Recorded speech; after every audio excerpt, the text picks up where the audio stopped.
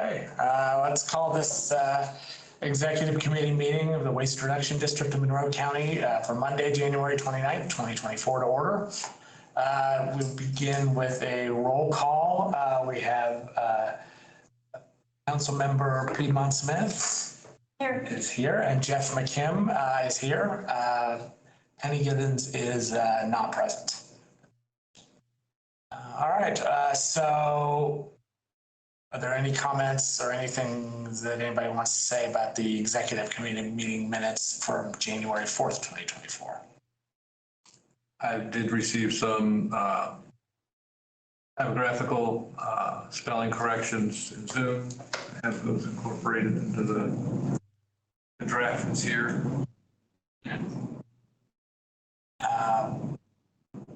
You made it to Dropbox. Yeah, what was submitted in Dropbox.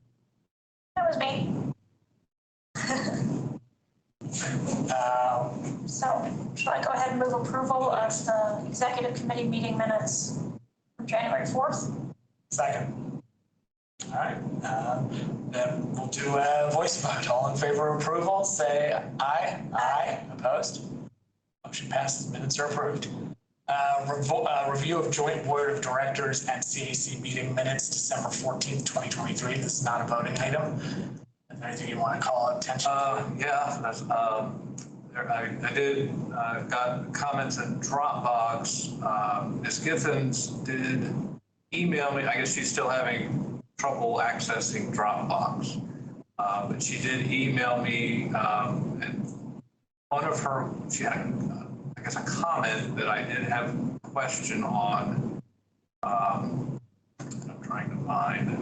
I was going to congratulate you, Tom, because I found no errors in this one. Did you not? I thought I changed the. I thought. Well, no, not this one. So on page 8 of the packet. Under the first section, the agreement with Lau Associates, she sent a comment saying that there was discussion about the cost that the executive committee was not aware of. Wait, this was the minutes of the board meeting. The board meeting, yeah. Sorry, it's on page 8 of the packet. Okay, I thought we were talking about the joint BOD and CAC meeting on the 14th of December. Oh, no, did I skip one? Yeah. I'm sorry, no, I did not. I'm sorry, on the joint meeting minutes, CAC has reviewed and approved as submitted. Correction. Correction. Oh, there was, yes, and I did make that correction. But it's already been made. Yes. Okay. And what's in the packet, yes. Okay, so now we're talking about the January 11th, 2024 Board of Directors meeting. Yes, I'm sorry. And Commissioner Giddens was referring to the fact that we were paying the maintenance fee on base year, right? Was that? I think that's what she was referring to. That she just said costs that the executive committee wasn't aware of, and I guess just because we're trying to be more generic in general, the statement is in there. McGlasson reviewed the costs outlined in the agreement, but if we can certainly add to that a notation, if that, I didn't know what she was exactly looking for. I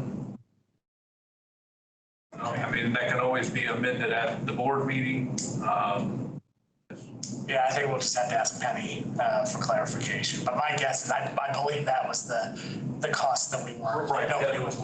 The annual maintenance tech services fee, we did not, based on the quote, did not realize was a part of the initial setup. Right. So the one substantive comment I made on these is that when we established the 2024 meeting schedule, it was the second Thursday at 4 p.m., not 4:30 p.m. You didn't make it right. That's an important. It was the joint meeting where I didn't find it. That's an important one. I probably had this meeting on my mind when I was putting all of that together, and so 4:30 it was. Okay, so you'll reach out to Commissioner Giddens to get. If what we're talking about is correct and she wants just a notation added that the executive committee was not in their initial review was not aware of that cost, you're okay adding that? Yeah, I mean, that was a point of discussion. Clarify that with her before the board packet goes out. Yes. All right, anything else on the board of directors minutes? That was it. All right, okay, establishing the 2024 executive committee meeting schedule. I'm a little wary about doing that without Penny here. Yeah. I'm happy to try and do that via email, if that would be better. And then we can just ratify it at the board meeting. Yeah. I don't even necessarily know that we have to ratify anything. If I can get consensus via email and make the notification, send out the public notice, it's kind of done at that point. Okay, so is the, okay, so the proposal is to have these meetings on, you've got the dates here. Yeah, and that At is 4:30 PM here. on just like we're doing now, the Monday of the week before the board meeting week. We used to meet on Monday. And these are all fine with me, except Wednesday, September 4th, which is a city council meeting night, so Okay. it would be, wait, yeah. meeting at 4:30? Where does it say that? It doesn't. It says the exact time of the meeting can be determined based on committee member pride. No, absolutely. But yeah, So I guess I could do it, but I prefer not not to. to. I mean, that's, just September one day. gets into budget season and stuff, so that might be kind of a tight for you to try to do both meetings the same day.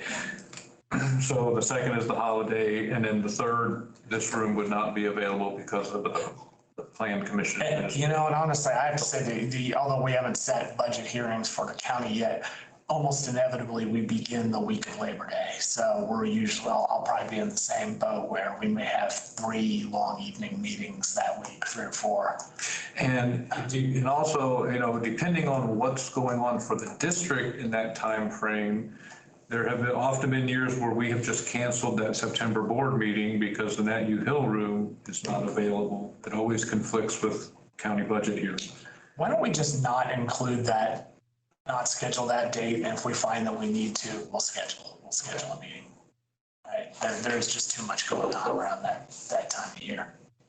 Yeah, I mean, that's my preference. Unless there is a need for the board to meet, I think it's easy as just to skip September with everything else going on. Because our board will have already approved our budget to submit to the council at the August meeting. And So other than that, you're okay with these dates and 4:30 in this location? Okay, can you reach out to Penny and just make sure that works? I will try to confirm that with Penny. We will confirm that schedule via email before it gets noticed. Sounds good. Thank you. All right. Well, now we get to the substantive matter for today's discussion, and that's the materials management data. And I guess, Get my glasses, my reading glasses. and I think, Mr. McKim, I mentioned this to you after the last board meeting, and I apologize. I actually have a conflict for the February board meeting Oh, that I did not think about when we were doing that schedule at the last board meeting. So, I just bring that up because as it stands right now, other than the regular minutes, payroll and claims and stuff, this potentially leads to the, potential action item at the meeting as what we want to do with our materials management agreement. Yeah, and I don't want to have that discussion or vote without you present, so. But, so we might postpone that. Yeah, I mean, I think there's no urgency. We can discuss this and we may want to continue to discuss it at the next executive. So all of that said, as requested at the last executive committee meeting, just, here's just some data, potential cost scenarios, based on our recycling materials handling, transportation management, our waste material management, hauling of all of that material. And I did highlight in there, what were the columns that are our current costs, as well as the columns that match the bids the city received when it put it out for bid the end of last year. So with some other numbers in between thrown in, not knowing where we might wind up, but just to give you an idea of ranges that we could be looking at. And I would note on page 12, those first two tables, you'll note, newspaper is zero across the board, and that has to do, I think I've mentioned at a board meeting, that we're kind of changed the way we're collecting paper at our sites. We're mixing more types of paper together. It's helping us with hauling and management. So that's why the newspaper's down to zero. But not knowing, if we did opt out of the agreement and put it out for bid, what we might get back, still kind of leaving newspaper separate. So newspaper is currently in with mixed paper? Newspaper's currently in with mixed paper, yes. And by the way, when did we start combining glass? When it started going to Rumpke. Was that okay? I've still been sorting my glass at home, and I finally just realized this last weekend when I took it in that I didn't need to do that. Okay. You can still do it. It's just going to go in the same. Okay, but so mixed paper and newspaper are Right. But books are separate. I was going to clarify that with Joey. He's got more information on that than I do. I don't know. But Joey provided these tonnages, so they must be separated books. Well, I mean, we still have tonnages for books on there, but I don't know what off the top of my head is 27 tons an average year, or is that a partial year? I guess I had two thoughts. First of all, the potential rebates, they're going to be different. For cardboard as well, and I've got much less for plastic. I got a little note down there that the rebates will vary by commodity and market conditions, and a flat rate was used just to have the comparison. So explain to me what the purpose of that table, that potential rebate table is. I guess those materials have as our commodity, and they do have a value. Now, we could get $30 a ton on cardboard, and at the same time get, $5 a ton on mixed paper.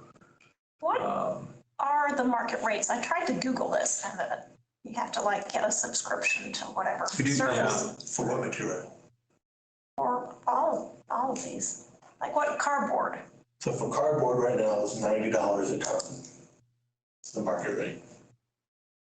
Wow. Now, we should not expect full market rate for any of it. Okay, because whoever picks it up is going to take some of it. We're going to get a percentage. What about plastic? What's the market rate for plastic? So for the number one plastic, which is the PET, right now is 12.5 cents a pound, which comes out to be about $200 a ton. Number two, HDPE is 30 cents a pound.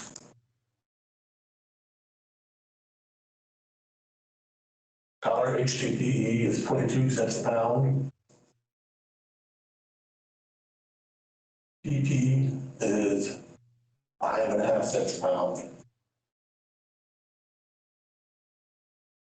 What's that one? What number?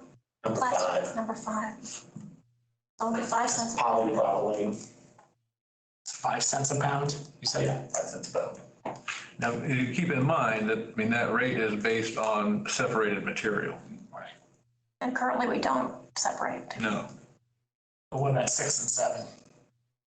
Do not have anything for 6 and 7. I'm sorry, actually I do 14 cents a pound. Oh, okay. What was 22 cents a pound? Well, Number one, HDPE color.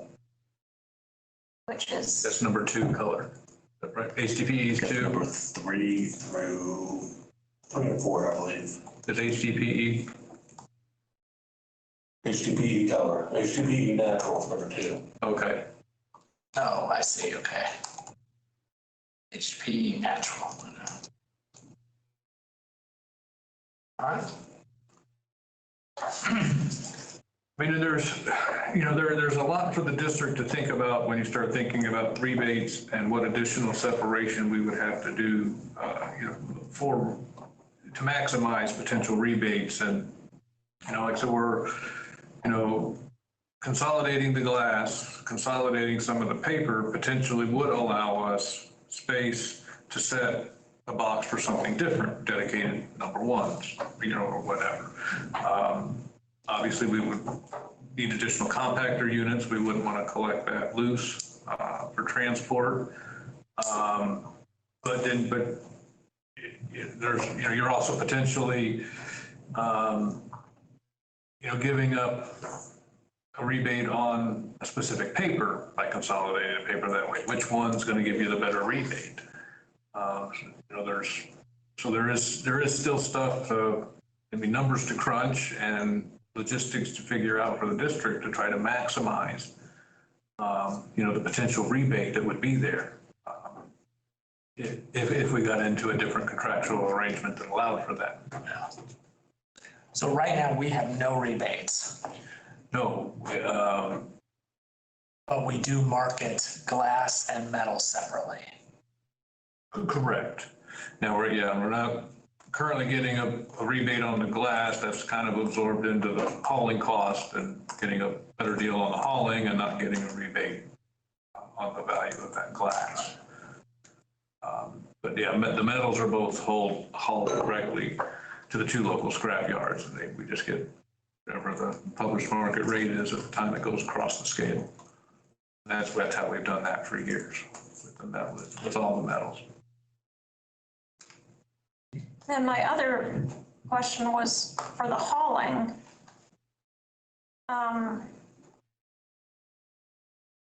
What can we compare that to? I mean, these are just random numbers, like, but is there any thing we can compare? I mean, we can't compare the city of Bloomington. The last table. Oh, I see, okay, yep. Well, City of Bloomington obviously does their own hauling, so. all the, as far as what is a reasonable rate to pay to haul from point A to point B. Yeah. I don't know that we necessarily, have one. I could check with some other districts on what they're paying for hauling and what kind of distances they're looking at. Once upon a time, a long time ago, we actually had different rates from the different facilities just because of their location from the end, or distance from the end destination. You mean our facilities within Yeah, the like county? Ellisville to the transfer station was one price. Oh, okay. Dillman to the transfer station was a much lower price. Yeah, I would think so. And that was just the distance. And I wasn't involved in determining, what the logic behind why we went to that flat rate for all facilities. I mean, it's certainly easier to calculate and deal with. But I don't know if it provided any cost savings to the district to do so. Yeah, could you compare what other districts are paying for hauling? Jeff, does that make sense? Yeah, no, that's exactly. So the city does its own, it does its own hauling.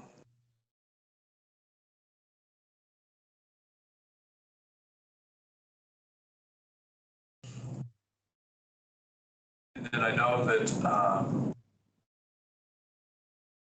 and I can jump in here if you need to, but if use Rumpke as the second option in the county at this point, what they might charge us to haul something would probably vary by commodity and the degree to which it's separated. because they have the ability to bale stuff and send it directly to the mill from there, whereas the city, I'm guessing that the city's bid for recycling was what it was because it was all single stream material. It was going to have to be loaded in a semi and sent down to Cincinnati. Oh, it doesn't go up to Indianapolis? Rumpke's big sorting facility. Oh, I'm sorry, you're talking about the Rumpke quote. Right. So that's why the city, I guess not the hauling, but that's why I think why the city's, the recycling quote for the city was what it was, because all of that material was going to have to go to Cincinnati because it was all single stream. You know, whereas our material, and then if we get into a situation where we're going to work with that facility, our ability to separate to match what they can and can't do will greatly impact our costs and or rebates on that material. There would be two separate things we have to look at, hauling and commodities. The hauling would be flat. And I can tell you, because we're doing the glass now, our rate would be very competitive with what you're currently paying.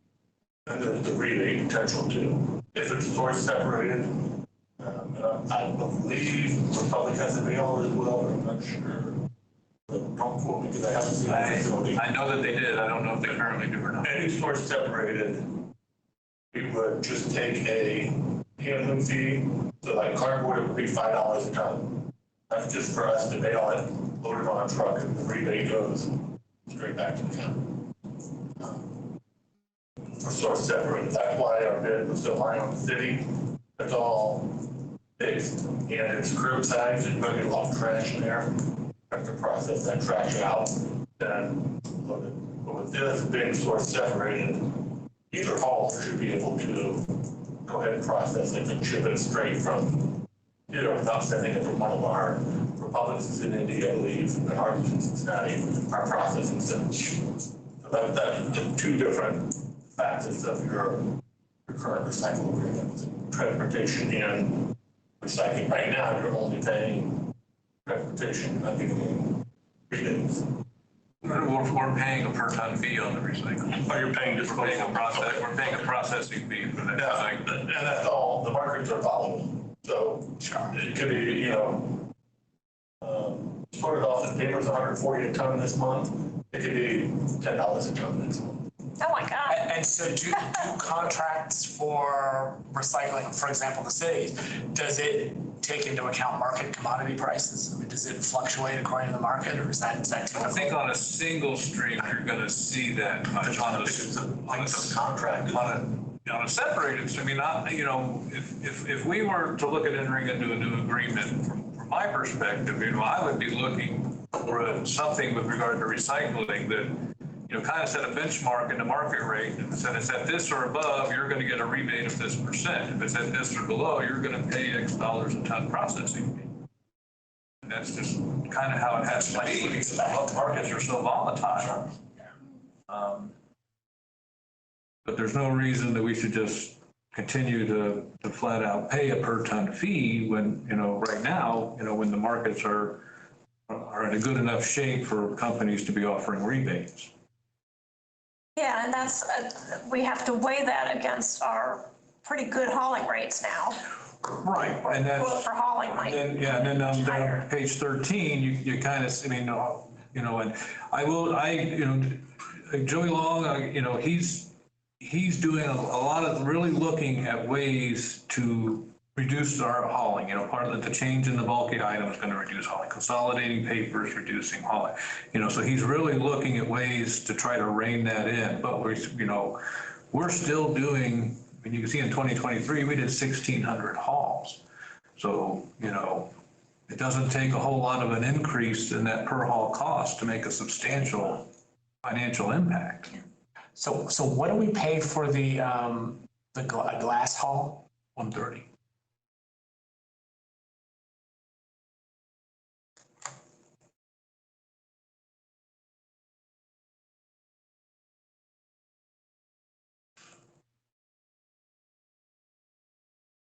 Did you say 130? $130. Ton.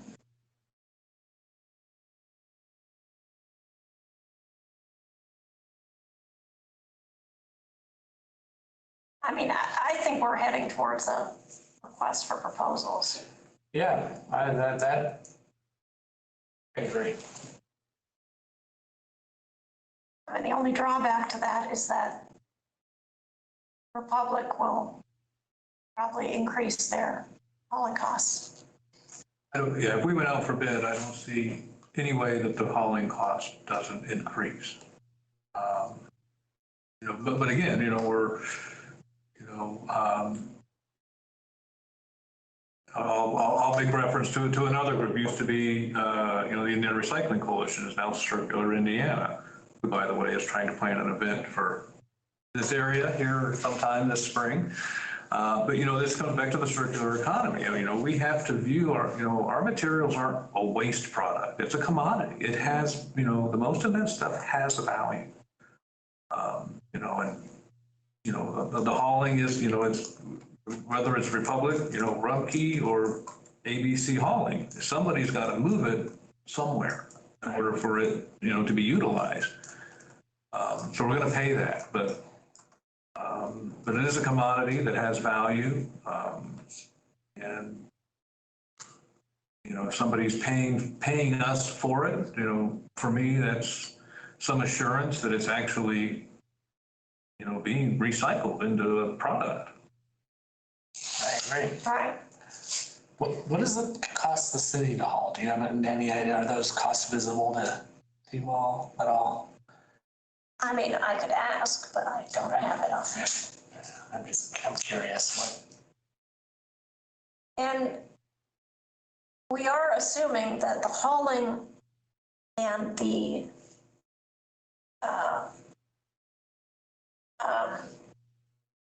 we have, sorry, let me back up. So our current agreement has hauling, waste disposal, and recycling in the same, no? Waste disposal, no. Oh, okay. It has the hauling of the waste material, the orange bags and the bulky item, but not the disposal cost of that material. Not the hauling. The hauling of it, yeah. Our current agreement covers the hauling of all of our materials and then the fees associated with the recycling materials. The fees associated with waste disposal were covered in the original host fee agreement. Okay. And that's And the updated host fee agreement with Republic. So do we have a current agreement on waste disposal? We do not have a current agreement in place that locks in a price, a per ton tipping fee for orange bags and bulky items. it does look like what we're actually paying is almost exactly the bid that the city received for both. Yeah, I mean, yeah, what we're paying is the rate that was established once upon a time and the allowable increases under those terms, and that's,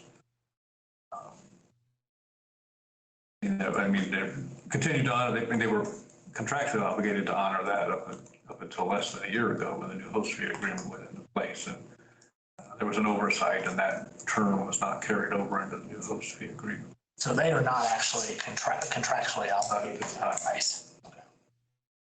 So would it be your recommendation to include waste disposal in an RFP? Or to separate that out? I would separate it. Well, And I was actually going to ask if we could separate hauling from. and that's kind of, you know, where I am, that, you know, tying it all together, you know, and I recognize there might be some logistics, you know, some issues if the facility that gives us the best deal on disposal rates or recycling rebates is not the one that gives us the best deal on hauling, and competitors' trucks going into competitors' facilities. Well, and is there a possibility that if we put hauling separately, there would be a third party So, that yeah, could bid on that, certainly. that doesn't have a facility? I guess if we did an RFP, it would be interesting to have it all separated, but Rumpke and Republic that do have facilities might say, well, if you take the package deal, we give you this price. If you only have us do this part, the price is different. And historically, when we have put the services under our current agreement out, we really only had one company in town, that was in a position to offer all of that. But their responses did come back stating, we do it all or we do not. At least that's my recollection, but we would still have those documents that could confirm that. Well, I mean, they could still make that proposal, even if we separated this out into 3 different RFPs. A proposer could say that this proposal is contingent on accepting these other 2. Right. They could do that if they wanted. I mean, what do you think about separating all 3? I was kind of leaning that way, because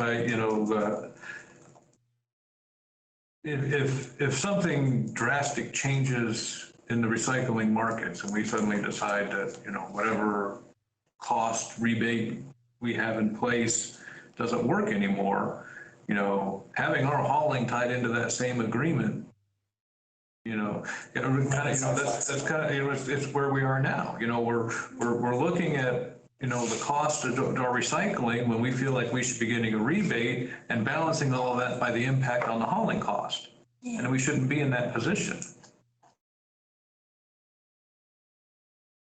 Yeah, that's a good point.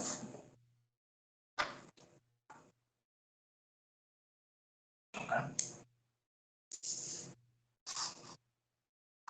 I mean, I'm certainly supportive of that approach. There's nothing to, prohibit or restrict any responder from saying, this bid is contingent on this bid and this bid. Yeah. If they want to tie it all together, they can do that. That, might tie our hands, might limit their ability to win any of the 3, but they can certainly do that. Okay. Well, so then what would the next stage be for you to kind of draft out what essentially the statement of work component of the RFP would be for all 3 of them? Well, yeah, I'll try to get some other data on what, other districts are paying, to haul and what kind of distances they're moving material. Then we need to, if we are gonna look to get out of the current agreement, work with council on the notification, to opt out of that agreement, and putting together the bid documents that we would want to issue. So the term, the opt-out term, is 120 days. The last I talked with legal counsel about that, little question, he had some question about how the May 1st renewal date of the agreement tied into that clause. So we want to make sure that we verify if we were to make notice that we opt out, exactly when does that take place? And obviously, make sure that we have ample time to go through a bid process and not have any interruption of service. Okay. Well, I think so. It seems like there are several parallel streams. One is that issue is dealing with the process of opting out and the mechanics of getting the RFPs out and everything. And then there's the actual kind of terms, the statement of work for each of the RFPs, which it sounds like that it works out well that we wanted that. We're not going to consider it at the next board meeting anyway. You're going to need time to have that ready. We're going to want to discuss that. Well, and Penny probably should exactly. be in on that discussion as well. Yeah, now we'll want to actually discuss the content of the next meeting, at the next executive committee meeting. So. Yeah. All right. Anything else? Not on that. It's good stuff. Thank you. Yeah. And thanks for providing the market rate estimates. Yeah. That's helpful. Thanks, Phil. Remember, they'll be different tomorrow. Oh, yeah, no, it's good for those of us who aren't in the business to even Right, just to get just have a snapshot. Yeah. Where are they actually published? Like, what's the official publication where the market prices are posted? I'm not sure what the official publications are. I just know that our recycling department puts together for all the managers. I think there are a They just do a compilation of all the different materials for it, so. There's a handful of indexes, like our current agreement makes reference, God, I can't take off the top of There's my one head. that I found called recyclingmarkets.net. You have to be a member to see the subscribe. prices. Yeah, I'm always trying to get construction cost index data too, and you have to pay this ridiculous amount to subscribe to it. Or, our current agreement makes reference, to a specific index. So, Okay. even though there's no rebate, but there's still a reference to a specific index in there somewhere, unless I'm confusing that with the host fee or something, but yeah, there are more than one, because it's all dependent on where you are. All right.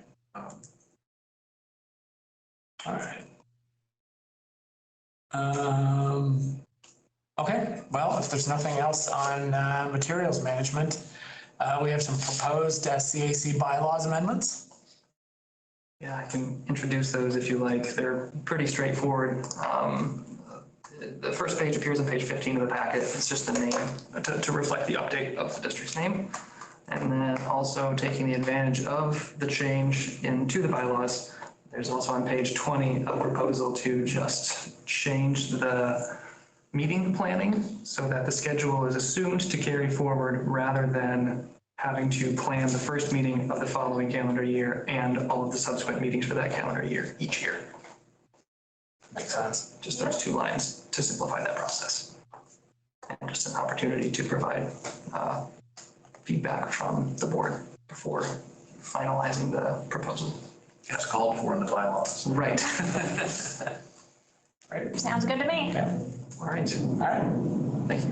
Let's move forward. All right. All right. And then any other items? Well, I kind of already, mentioned that I have a conflict for the February meeting.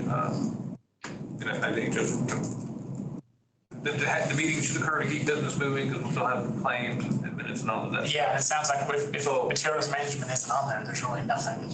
No, unless something happens this week, there shouldn't be anything earth shattering or needs immediate attention on there. But I guess the question,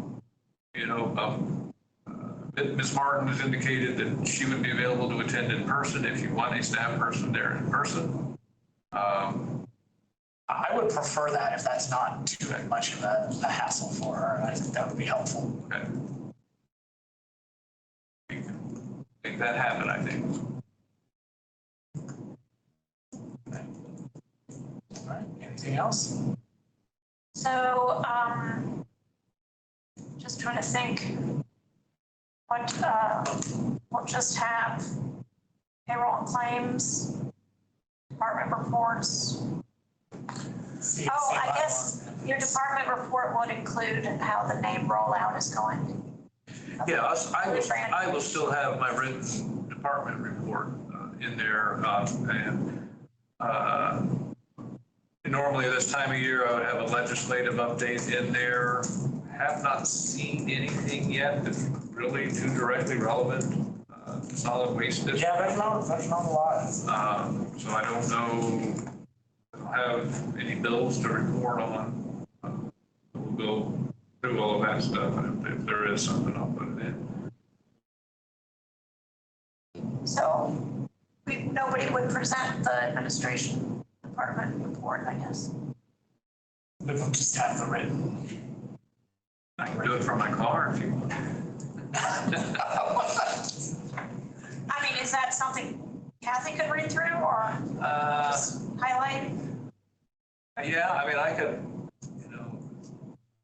her, or I could ask Mr. Joey? Paul and Ms. Strand to Oh, attend yeah. the meeting, and I think it's nice to have somebody just verbally give highlights. Okay, well, we can have, at least have somebody on Zoom that can go over the administration department report. Answer whatever questions they can. Thank you. That sounds good. Yeah, and we'll do the CAC bylaws amendments, right? Yes. Yeah. All right. Which for the purposes of the CAC is probably the most pertinent action item that would be on the agenda. All right, anything I else? assume we haven't had any applications. Not that I'm aware of. We can, once we get through our social media posting about the bulky item schedule change, I can ask her to try to include some postings encouraging people to investigate the CAC. Yeah, I need to post something too. I forgot to do that. So for anybody watching or listening, you know, happy to talk to interested parties about our CAC. I'm going to a Sierra Club meeting tonight, maybe twist somebody's arm. We prefer voluntary Voluntold. All right, anything else? For the good of the order? All right, thank you very much. We are adjourned.